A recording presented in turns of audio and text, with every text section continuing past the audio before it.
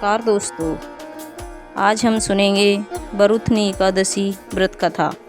एक बार युधिष्ठिर ने पूछा, हे वासुदेव, वैशाख मास के कृष्ण पक्ष में किस नाम की एकादशी होती है? कृपया कर उसकी महिमा बताइए। भगवान श्री कृष्ण बोले, राजन, वैशाख कृष्ण पक्ष की एकादशी बरुथनी एकादशी के नाम से जानी जाती है। यह इस लोक और परलोक में भी सौभाग्य प्रदान करने वाली है। बरुथनी के व्रत से सदा सुख की प्राप्ति और पाप की हानि होती है। बरुथनी के व्रत से ही मानधाता तथा धुंधामार आदि अन्य अनेक राजा स्वर्गलोक को प्राप्त हुए हैं। जो फल 10,000 वर्षों तक तपस्या करने के बाद मनुष्य को प्राप्त होता है, वही इस बरुथनी एकादशी का व्रत रखने मात्र से प्राप्त हो जाता है।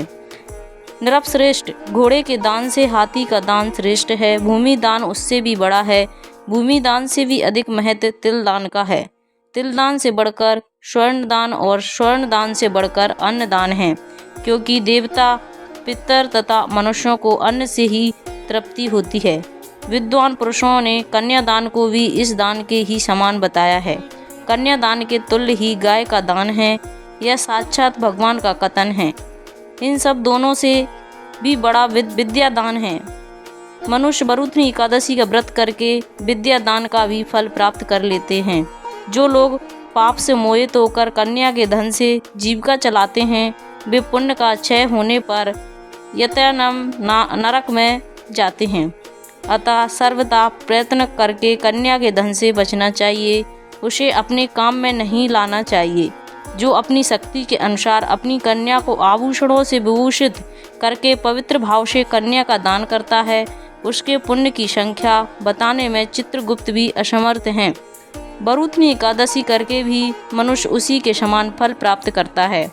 राजन, रात को जागरण करके जो भगवान मधुसूदन का पूजन करते हैं, वे सब पापों से मुक्त हो परम गति को प्राप्त होते हैं।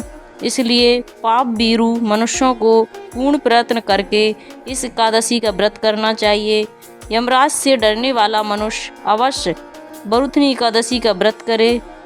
राजन, इसके पढ़ने और सुनने से सहस्त्र गौदान का फल मिलता है और मनुष्य सब पापों से मुक्त होकर विष्णु लोक में स्थान पाता है। तो ये थी हमारी बरुथनी एकादशी व्रत की कथा। अगर आपको अच्छी लगी हो तो प्लीज़ चैनल को लाइक, शेयर एंड सब्सक्राइब कीजिए। साथ में बेल आइकन को ऑन कर लीजिए, ताकि जब भी हम लेटेस्ट वीडियो अपलोड करें तो उसकी जानकारी आपको सबसे पहले मिल जाए। और कमेंट में ओम नमो भगवते वासुदेवाय अवश्य लिखिए। Thank you.